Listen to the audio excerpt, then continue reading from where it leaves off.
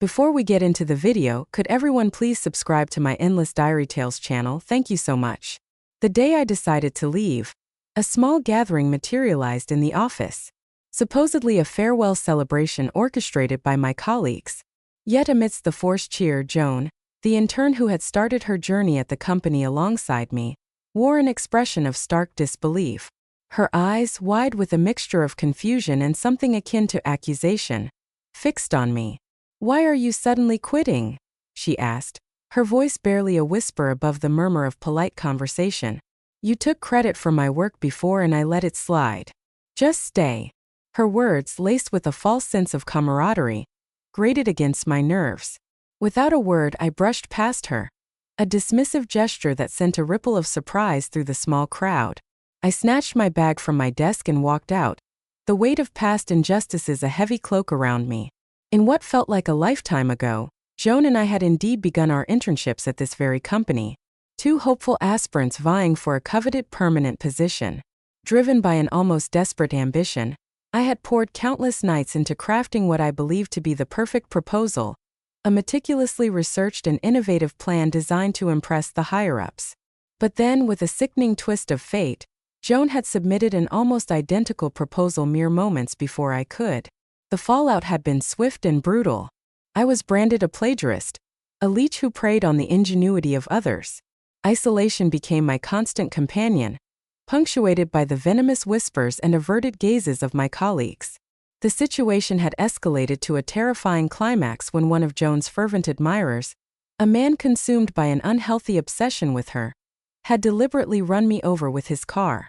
The next thing I knew, a disoriented haze lifting from my consciousness, I found myself inexplicably back in the familiar sterile environment of the office, the date on the corner of my computer screen confirming it was the very day of the plan submission. Joan sat at the adjacent desk, her face alight with the warm glow of the supervisor's approval. A small shy smile played on her lips as the supervisor's voice echoed in my ears. "Joan, your proposal is excellent," he had declared, his tone effusive. "You've considered the market aspects thoroughly. It's practically flawless. Everyone should learn from it." The sound of his praise sent a jolt through me, the phantom sensation of the car's impact still a chilling echo in my body. I snapped my head up, my gaze sweeping across the familiar office, the fluorescent lights casting long shadows. It was undeniably the same day, the same moment before my carefully constructed future had crumbled. I thought through everything. Joan added her voice, demure, basking in the supervisor's attention. I even did field research to verify the feasibility. Jack, a boisterous colleague, chimed in, eager to contribute to Joan's moment of glory. "Yeah, I bumped into Joan at our store over the weekend. Even on weekends she's gathering data." My eyes were glazed. I was glued to the screen displaying Joan's proposal.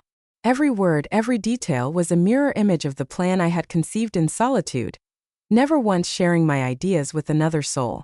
A cold dread washed over me. How could her plan be so perfectly, so impossibly identical to mine? The horrifying events of the previous timeline began to replay in my mind, each moment a fresh stab of anxiety. Lost in this whirlwind of disbelieving thoughts, I barely registered the supervisor turning his attention to me.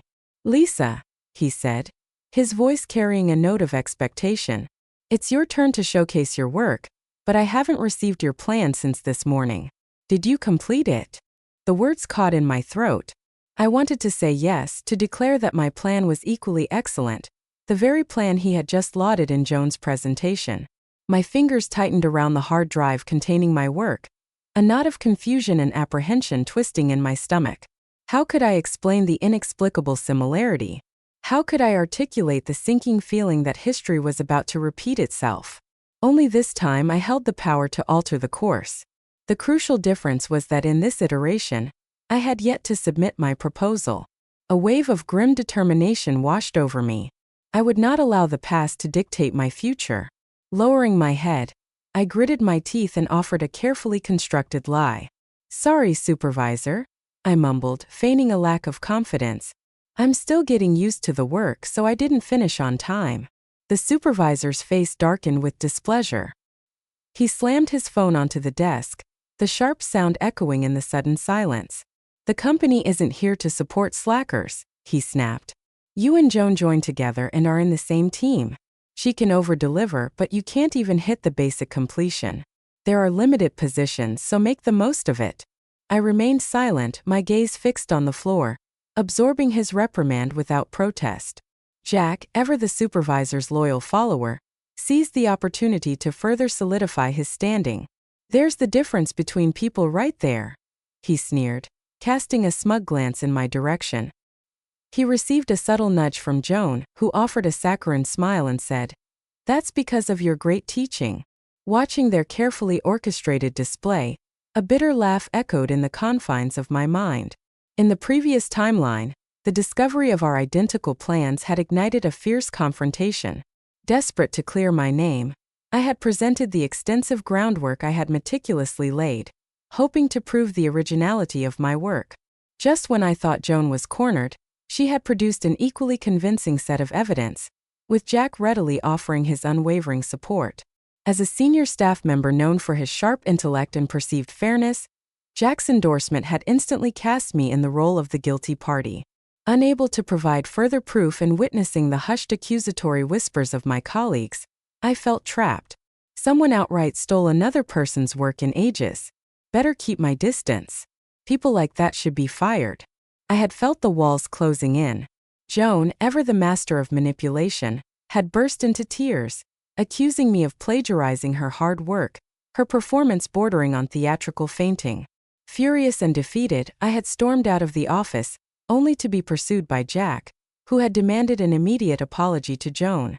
My refusal had been met with a shocking act of violence in the parking lot. It was only in the aftermath, as I lay injured and bewildered, that the chilling realization of Jack's obsessive infatuation with Joan dawned on me. But this time things would be different. This time my goal extended beyond simply proving my innocence. This time they would face the consequences of their actions. As the meeting dispersed, the office gradually emptied. Joan approached my desk, her hand reaching out to grasp my arm. "Lisa, don't worry," she said, her voice laced with false sweetness. "I know you're capable. Something must have held you up from completing the task." She offered a playful smile. "You must do your best too. I hope we both stay at the company." Her forced cuteness sent a wave of nausea through me. Back at my desk, I deliberately ignored the remaining colleagues and focused my thoughts on the perplexing question of how Joan had managed to access my meticulously guarded plan. Aside from the possibility of her sneaking a peek when the office was empty, I couldn't fathom how she had obtained such detailed knowledge of my work. The idea of her following me home, of her surreptitiously entering my apartment while I slept to scrutinize my files, seemed too outlandish, too much like the plot of a poorly written thriller. Yet the chilling reality of the identical proposals loomed large. Driven by a need for answers, I applied to review the office security footage after work, fabricating a story about a lost personal item. Patiently, I watched the recordings from the day I had begun working on the proposal, my eyes scanning the frames for any interaction between Joan and my workspace, any telltale sign of her accessing my computer. The footage revealed nothing. Neither Joan nor Jack had approached my desk or tampered with my belongings. But then, as the timeline progressed to the day before the submission, the video feed from the camera in my area abruptly cut out, the screen dissolving into a static-filled blackness.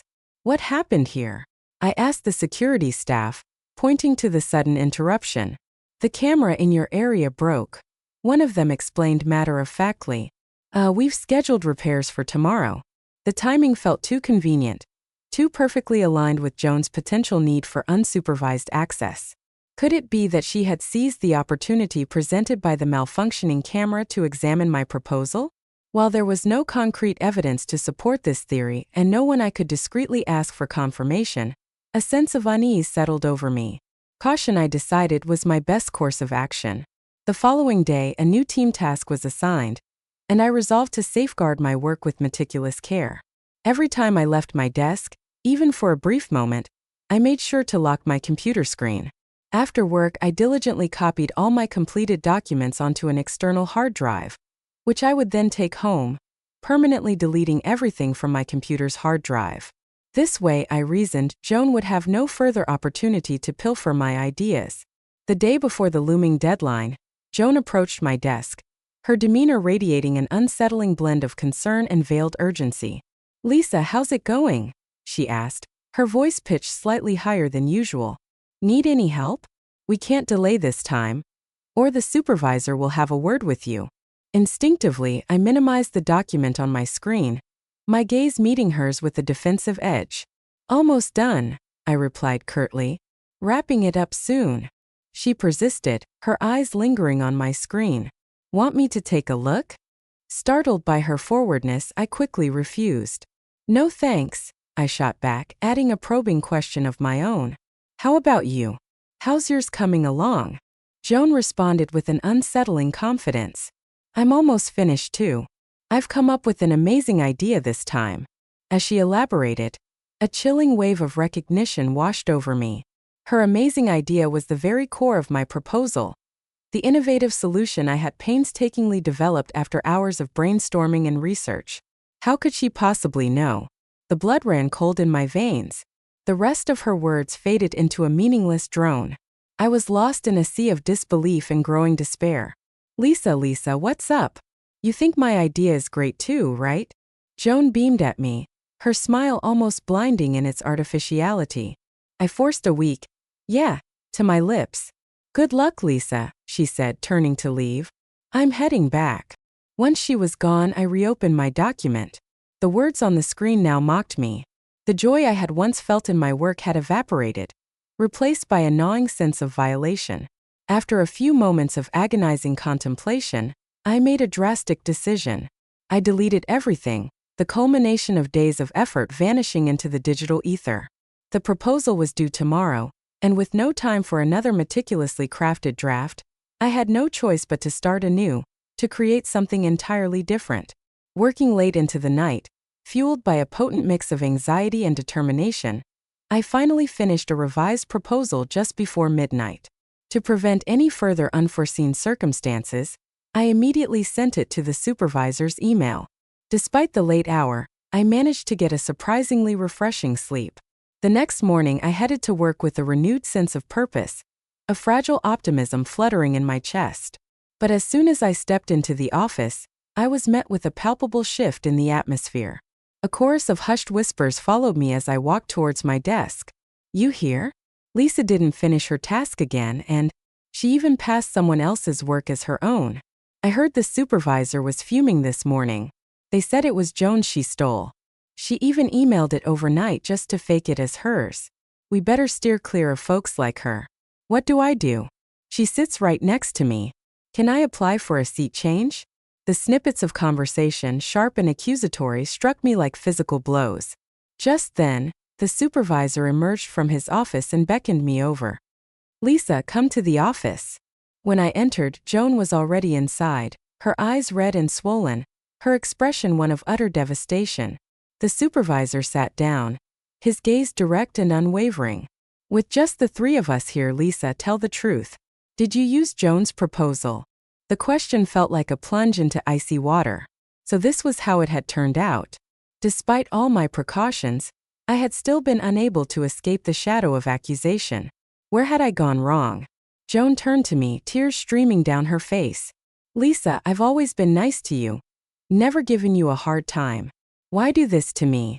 If I hadn't been sleepless last night and decided to send my completed proposal to the supervisor, I'd have had no defense. If you want a promotion, we can compete fairly. Why stoop to such sleazy tactics? What's stolen remains stolen. It'll never truly be yours. Her accusations poured forth, leaving no room for my own explanation.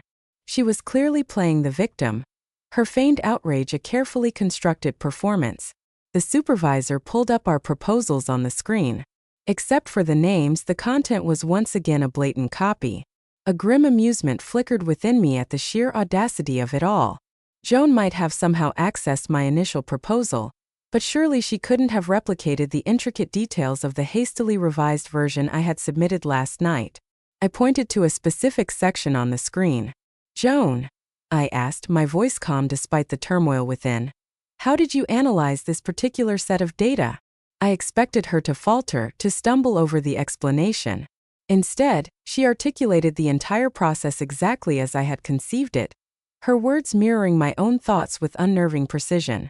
Then, with a seemingly timid glance, Joan turned to the supervisor. Enough, the supervisor said, his voice heavy with disappointment. Lisa, I brought you here hoping you'd own up to anything wrong so I could give you another chance. But it seems you show no sign of remorse nor willingness to admit anything. The gap between your interview performance and now is profound. I think it's time to seriously consider your position here. He stood up exasperated. Then his attention shifted abruptly to Joan. And you, Joan, he said, his tone sharp. Your last proposal was impressive, but this one is a mishmash full of inconsistencies. Even the basic framework is wrong. Joan looked up at the screen, her face a mask of surprise and confusion. After Joan had left the office the previous evening, I had deleted my initial proposal, the one Joan had I had effortlessly copied, knowing there wasn't enough time to create another perfect draft. I had quickly cobbled together a deliberately subpar version, riddled with inconsistencies and flaws. My intention had been to test a theory. Would Joan, in her relentless pursuit of my ideas, mirror even my deliberate mistakes? Today's verdict confirmed my hunch. She seemed to possess an uncanny ability to anticipate my every move, to access my thoughts as if they were an open book. With her around, I knew that any truly original work would forever be under threat. As the supervisor continued his reprimand, I reached up and unclipped my company badge. The plastic cooled against my fingertips.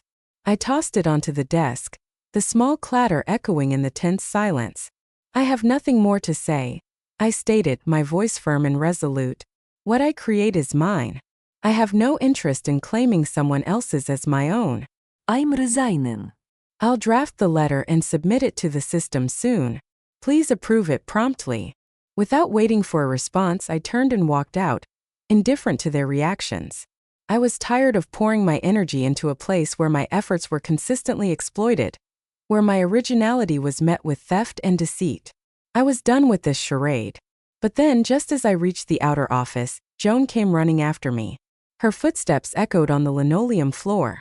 She positioned herself directly in front of me, her arms outstretched in a dramatic plea. I simply ignored her, stepping to the side and continuing towards the exit. She was relentless, her voice rising in desperation as she pursued me. Lisa, you're just mad, right? I'll talk to the manager. I won't hold it against you for taking my proposal. We were supposed to stick together and stay at this company. Remember, the evaluation is just around the corner, Lisa. Her persistent pleas were grating on my last nerve. I spun around and slapped her, the sharp crack of my hand against her cheek cutting through the tense atmosphere. A moment of stunned silence followed. Joan's hair fell across her face, obscuring her reaction, but I could well imagine it. We had undoubtedly created quite a scene. Several colleagues, feigning diligent work, were clearly observing the unfolding drama with avid curiosity. What did you do to Joan? Jack shouted, rushing towards us and roughly shoving me aside. He immediately turned his attention to Joan, his face etched with concern. Joan, are you okay? Let me see your face. Joan instinctively recoiled from his touch. Then realizing it was Jack, her expression shifted to one of awkwardness. I'm fine, she mumbled. Apologize to Joan now, Jack growled at me, his eyes blazing with a possessive fury that bordered on madness. The memory of him deliberately driving his car towards me in the previous timeline flashed vividly in my mind, a chilling reminder of his volatile nature. To avoid provoking him further, I offered a perfunctory apology. Sorry, I mumbled, feigning a touch of remorse. I got a bit emotional. Forcing a strange smile, Joan said. No worries, but Lisa, please don't leave. I didn't mean to tell the manager. Stay, will you? Maybe you'll pass the evaluation and get to stay. I suspected her pleas were less about my well-being and more about the potential loss of my ideas. Only a fool would remain in such a toxic environment. But outwardly, I played along, feigning distress as I took her hand. I said, my voice laced with false resignation, staying here eventually isn't likely. Leaving now is better than being kicked out later. Then a sudden thought struck me. Oh, by the way, I added, a saccharine smile playing on my lips. Isn't Nick interested in you? You two would make a cute couple. I genuinely wish you both the best.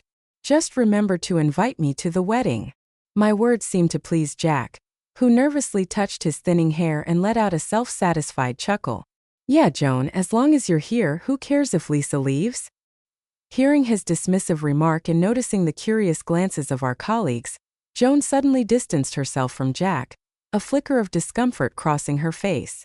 But she started to protest, then seemed to reconsider, ultimately saying nothing. Seeing that Jack had calmed down, I took it as my cue to make my escape, leaving the messy aftermath behind me. Soon enough, I completed the necessary exit paperwork, a feeling of liberation bubbling inside me. I hummed a cheerful tune as I packed my remaining belongings. As I walked out of the company building, I glanced back towards Joan's empty desk, a fleeting thought crossing my mind. Who would she try to copy next now that I was gone? I packed my things into my car and drove back home, the familiar streets of my neighborhood a welcome sight after the stressful environment of the office.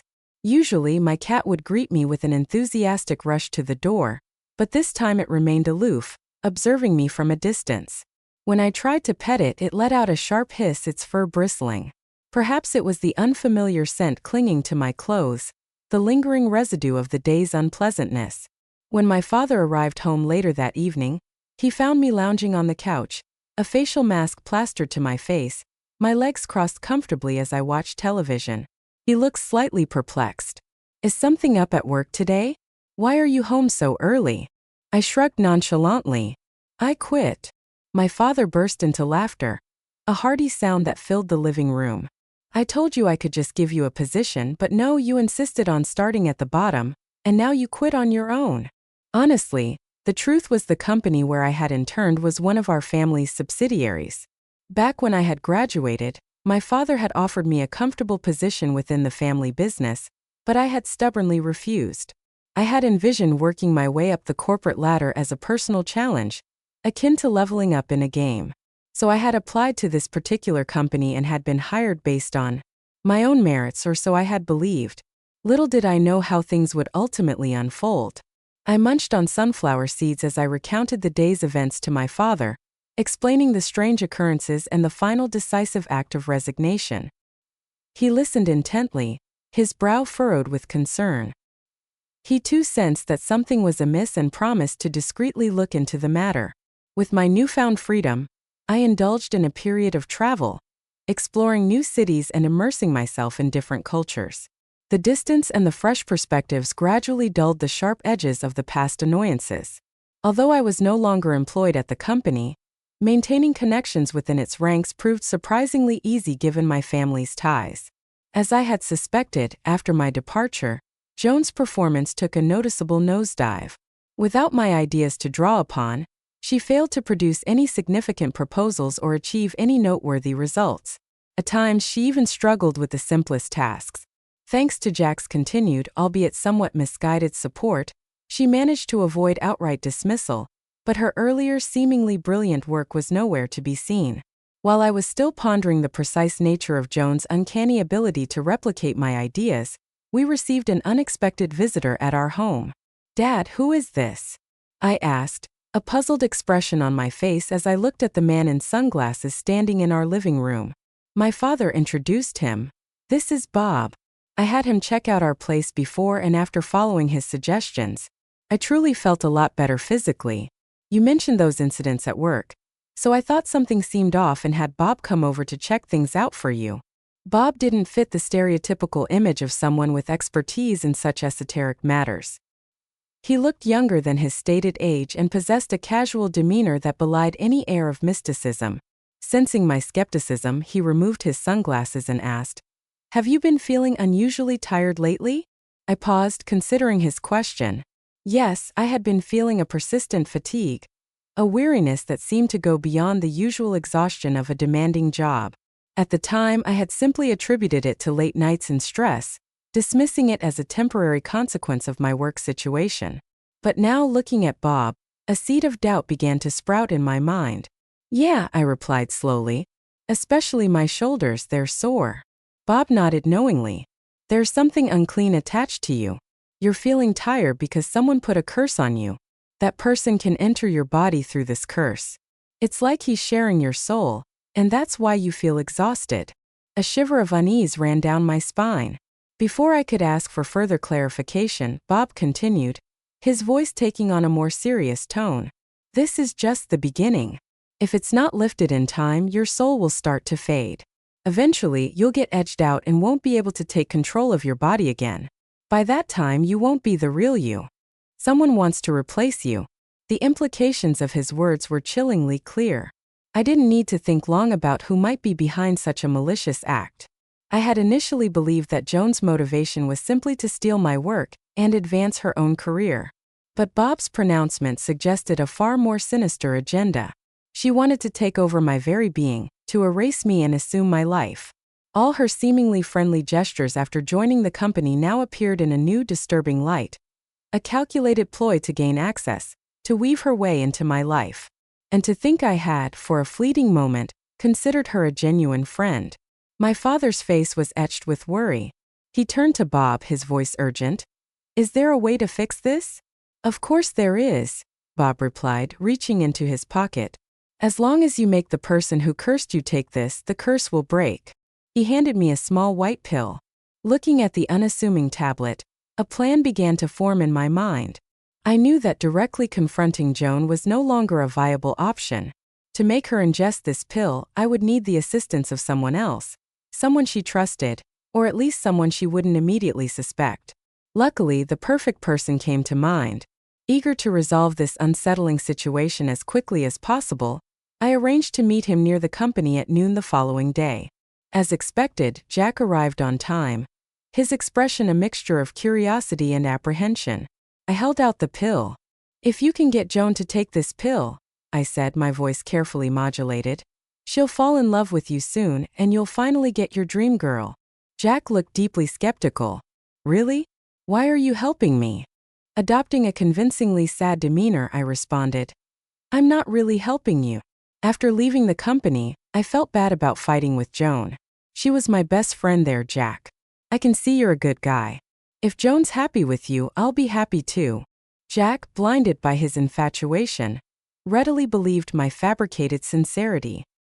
He pocketed the pill, promising he would ensure Joan took it. Knowing the depth of his obsession, I had no doubt he would follow through. Within a few days, a noticeable lightness returned to me. The persistent fatigue that had plagued me began to dissipate, and even my cat, sensing a shift in my energy, started curling up on my lap again instead of avoiding me. Jack must have succeeded in his mission. I sent him a text message to confirm. Did you get Joan to take the pill? Jack replied quickly. Yeah, thankfully it could be crushed and dissolved in water. Otherwise, I don't know how I would have done it, but I don't think it worked. I reassured him. The effects aren't immediate. Give it some time. Once he had confirmed that Joan had indeed ingested the pill, I couldn't help but chuckle with a sense of grim satisfaction. With the immediate threat seemingly neutralized, I decided to take a simple, low-profile job at the company, using a slightly altered identity to witness the inevitable downfall. The day I walked into the office with my new credentials, the manager and Jack were visibly stunned, their mouths agape in disbelief. Only Joan's face remained tense, her jaw clenched so tightly I thought she might crack a tooth. The colleagues who had once whispered behind my back now looked nervously away, their earlier gossip suddenly feeling very exposed. How did Lisa suddenly become the chairman's daughter? No idea. You think she'll hold a grudge? We weren't wrong. She did take Joan's proposal. She'll keep it down. Ignoring the hushed conversations, I made my way to my new office. Lisa, Joan said, her voice strained as she grabbed my arm. I never imagined your real identity. I'll have to depend on you now. The manager cast Joan a knowing glance. Her sudden shift in tactics, bypassing her direct superiors to curry favor with the boss's daughter, didn't seem particularly astute. It wasn't long before Joan found herself constantly assigned the most challenging tasks. Her inefficiency, now unmasked without my ideas to plagiarize, led to frequent reprimands from the supervisors, and even Jack's desperate attempts to shield her proved futile. The evaluation for permanent positions arrived swiftly. Joan's submission failed to meet the required standards, and after a brief deliberation, the outcome was clear. She had not passed. When the results were officially announced, Joan visibly trembled, her composure finally cracking. Like a shattered vase, she lunged at me, her voice laced with accusation. Did you abuse your power to keep me from passing? Why come back after quitting? Tell me where I went wrong. Tell me. I gently but firmly pulled her away, watching her unravel with a detached sense of observation. If you think your work is so good, I said, my voice calm and steady, we can show everyone. Stop accusing me of personal bias. You copied my proposal just fine, didn't you? And you know exactly what you did, don't you? My words seemed to trigger a profound reaction. Joan's face paled and she suddenly clutched her head, collapsing to the floor. My head hurts. You know everything. You know everything. When did you find out? No wonder I can't get into your body anymore. Why is it that you were born a privileged heiress while I have to climb step by step? If you hadn't quit suddenly, I would have passed the evaluation. She scrambled to her feet, her eyes wild and unfocused. I'm going to find the master. Your identity, everything you have will be mine. All mine. No one can stop me. Seeing her increasingly erratic behavior, Jack anxiously rushed over to her, attempting to restrain her. Joan, what's up? Calm down.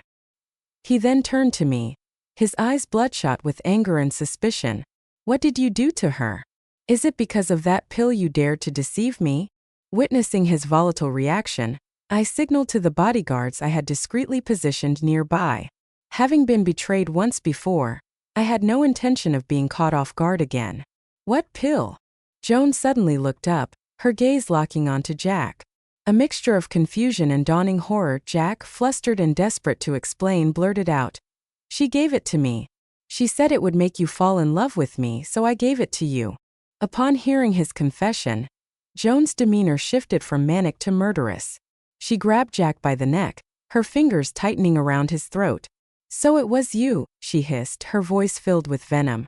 You ruined my plan. I was so close to succeeding. According to the plan, in a matter of time, I would escape this life and be free from your workplace harassment. Love you? Stop dreaming. Look at yourself. Do you think you deserve it? Seeing you just makes me sick. Normally, I had to stick around you and pretend to like your gestures just to get your help. I was about to puke myself. Hearing her brutal rejection, Jack, who had initially seemed somewhat contrite, appeared utterly crushed. Do you not like me at all? He whispered, his voice barely audible. Never, Joan spat. Jack let her continue to strangle him for a moment, his head bowed in silent despair. Then, in a sudden shocking movement, he pulled a small folding knife from his pocket and stabbed Joan repeatedly, the blade flashing in the fluorescent office lights. Her blood splattered onto his face as he continued his frenzied attack. D. Witnessing the horrific scene unfold, the colleagues who had been morbidly curious just moments before screamed in terror and scattered, their faces pale with shock. Joan soon collapsed to the ground, a crimson pool spreading around her lifeless body. I quickly instructed the bodyguards to restrain Jack, preventing any further violence. His arms were pinned behind him, his body pressed to the floor as he muttered incoherently, How can you not like me? How? The arrival of the police and ambulances was swift, bringing a semblance of order to the chaotic scene. Jack and Joan were taken away separately. Tragically, despite the paramedics' efforts, Joan succumbed to her severe injuries. Jack, found guilty of intentional murder, was sentenced to life imprisonment. The individual who had provided Joan with the manipulative curse method, a shadowy figure known only as the Master, was also apprehended and taken into police custody for promoting harmful schemes. With the disturbing episode finally resolved, my father and I paid a special visit to Bob, expressing our sincere gratitude with a generous gift. I finally heeded my father's advice and agreed to work within our family business, remaining under his guidance to ensure I would not encounter such treacherous situations again.